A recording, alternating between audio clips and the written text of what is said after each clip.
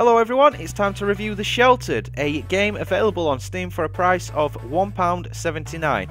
If you've got a good 2 to 3 hours to spare and you're a very patient person, this game I recommend. The story is quite simple.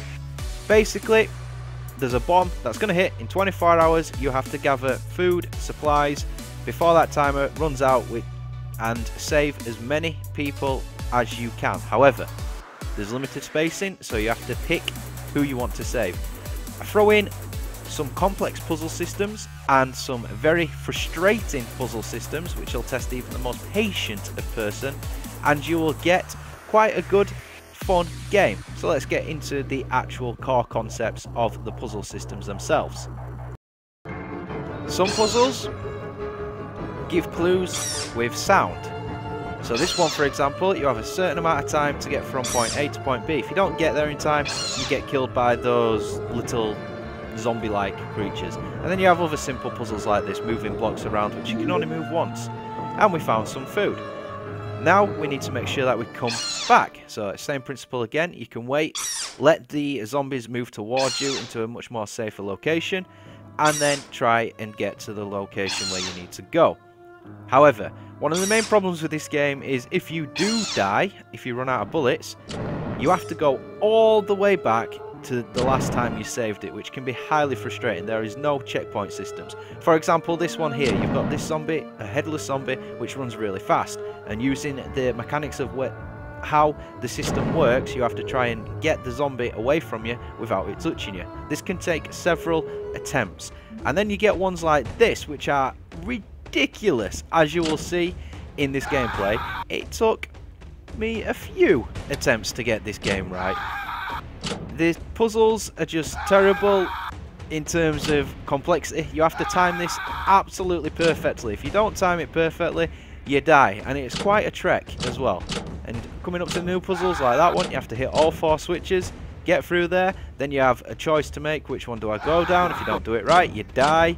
If you go down the wrong one, well, you're dead. Oh. And as you can tell, it gets highly frustrating, but when you finally get that done correctly, it is a joyous event.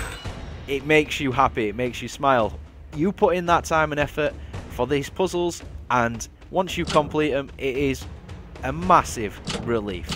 And by the way, this puzzle was just to get some animal fodder for the animals for the shelter. Not even humans, not food, supplies, not water. This was for animal fodder, and probably one of the most difficult puzzles in the game. When you eventually get it right, it is just amazing. As you can see, there were quite a lot of deaths that I put into this one. That was not even half of the amount. This one took some serious time. And there you go, puzzle complete. We've taken that monster out.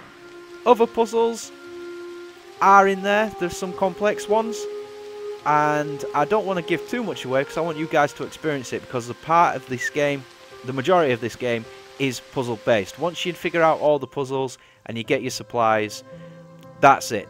There's not much replay value, to be honest. The only replay value that you can get is deciding who to save, who not to save, and collecting all the content. So collecting all the water, collecting all the food, collecting all the animal fodder. There is not much difference with it at all. Once you've decided what you want to do, there's that door there right in the middle of the screen. You tell the system that you want to lock up, and then the bomb goes off. A couple of criticisms for this game: the size of the actual window when playing it is very small. If I were to offer any advice, I'd say potentially make it a phone app. It'd probably do a lot better. It'd fit within the phone angles a lot more effectively. For a PC game, not being able to scale the size of the gaming window is quite frustrating, and as I said, it is relatively small. But apart from that, for £1.79 you can't really complain.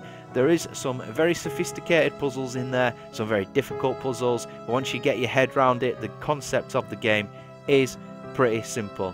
So we're going to give a thumbs up to Benjamin. He's the game creator, and as I said, guys, if you like these types of games, feel free to give it a go. I would recommend it. Look in the description for the Steam location. So hope you all enjoyed, and I'll see you on the next one.